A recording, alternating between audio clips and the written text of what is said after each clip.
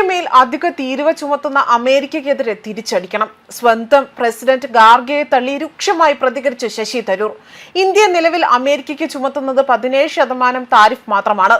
അമേരിക്കയ്ക്ക് നമ്മളും 50% tariff ചുമത്തണമെന്നും India അമേരിക്കയ്ക്ക് പ്രശ്നമല്ല എങ്കിൽ അമേരിക്ക നമുക്കും ഒരു പ്രശ്നമായ കാര്യമല്ല എന്നും ശശി തരൂരോട് വ്യക്തമാക്കുകയാണ് ചെയ്തിരിക്കുന്നത്. പ്രധാനമന്ത്രി നരേന്ദ്രമോദി ട്രംപിന്റെ പേരെടുത്ത് പറയാതെ തന്നെ ഇന്ത്യ ഇപ്പോൾ ആരുടെ മുന്നിലും ഒരു വിട്ടുവീഴ്ചയ്ക്കും തയ്യാറല്ല എന്ന് വ്യക്തമാക്കിയതിന് പിന്നാലെയാണ് ഇപ്പോൾ ശശി തരൂരും ഇത്തരമൊരു പ്രസ്താവന നടത്തി രംഗത്ത് വരുന്നത്. മാത്രമല്ല, ഇതിനെ രൂക്ഷമായി വിമർശിച്ചുകൊണ്ടായിരുന്നു കോൺഗ്രസ് അധ്യക്ഷൻ മല്ലികാർജ്ജുൻ ഖാർഗെ രംഗത്ത് വന്നതും. എന്നാൽ ഖാർഗെയുടെ പരാമർശത്തെ നിഷ്കരണം തള്ളിക്കൊണ്ട് വ്യക്തമായ മറുപടിയാണ് ഇപ്പോൾ ശശി തരൂർ നൽകിയിരിക്കുന്നത്. ഇതോടുകൂടി തന്നെ വീണ്ടും കോൺഗ്രസിന്റെ കണ്ണിലെ കരടായി മാറുകയാണ് തരൂർ. എന്നാൽ അദ്ദേഹം ഇന്ത്യക്കൊപ്പം നിലകൊള്ളുന്ന നിലപാട് തന്നെയാണ് എക്കാലത്തും സ്വീകരിച്ചിട്ടുള്ളത്. അമേരിക്കയുടെ അഹങ്കാരത്തിന് തക്കതായി മറുപടി തന്നെ നൽകണമെന്നും അദ്ദേഹം ഇവിടെ വ്യക്തമാക്കുകയാണ് ചെയ്യുന്നത്.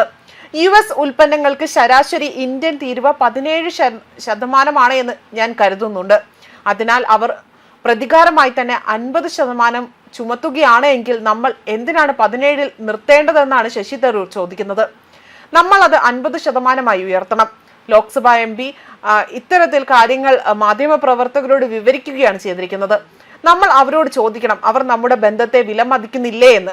ഇന്ത്യ അവർക്ക് പ്രശ്നമല്ലെങ്കിൽ നമ്മൾ അവർക്ക് പ്രശ്നമേ അല്ല എന്ന് അവർക്ക് ബോധ്യപ്പെടുത്തി കൊടുക്കണമെന്നാണ് അദ്ദേഹം വ്യക്തമാക്കുന്നത്.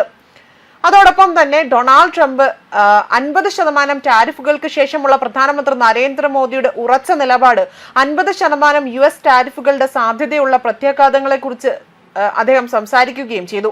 നമ്മുടെ വ്യാപാരം ഏകദേശം $90 ബില്യൺ ആയതിനാൽ തന്നെ ഇതൊരു പ്രത്യാഘാതമുണ്ടാകും. കാര്യങ്ങൾ 50% ചിലവേറിയതാണെങ്കിൽ പോലും ആളുകൾ അവ വാങ്ങുന്നതിന് മുൻപേ തന്നെ ചിന്തിക്കുകയും ചെയ്യും. നമ്മുടെ എതിരാളിയായ Vietnam, Indonesia, Pakistan, Bangladesh, China എന്നിവ കുറഞ്ഞ വിലയ്ക്ക് ഉൽപ്പന്നങ്ങൾ വിൽക്കുകയാണെങ്കിൽ അതൊരു പ്രത്യാഘാതം ഉണ്ടാകുമെന്നും അദ്ദേഹം അഭിപ്രായപ്പെടുകയാണ് ചെയ്തിരിക്കുന്നത്. ഇന്ത്യയിൽ 50% തീരുവ ചുമത്തുന്നതിന്റെ യുക്തിയെ തരൂർ ചോദ്യം ചെയ്തു.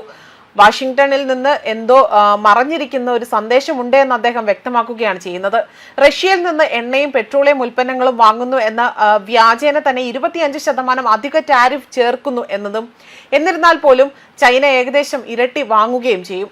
അവർക്ക് 90 ദിവസം മാത്രമാണ് നൽകിയിരിക്കുന്നത്. അതേസമയം ഇന്ത്യക്കാകട്ടെ 3 ആഴ്ച മാത്രമാണ് നൽകിയിരിക്കുന്നതെന്നും അദ്ദേഹം വ്യക്തമാക്കുകയാണ് ചെയ്തിരിക്കുന്നത്. ആയതിനാൽ തന്നെ വാഷിംഗ്ടണിൽ നിന്ന് മറഞ്ഞിരിക്കുന്ന മറ്റെന്തോ ഒരു സന്ദേശമാണ് ഇവിടെ വരാൻ പോകുന്നത് തോന്നുന്നു എന്നതാണ് ഇപ്പോൾ ശശി തരൂർ പറയുന്നത്.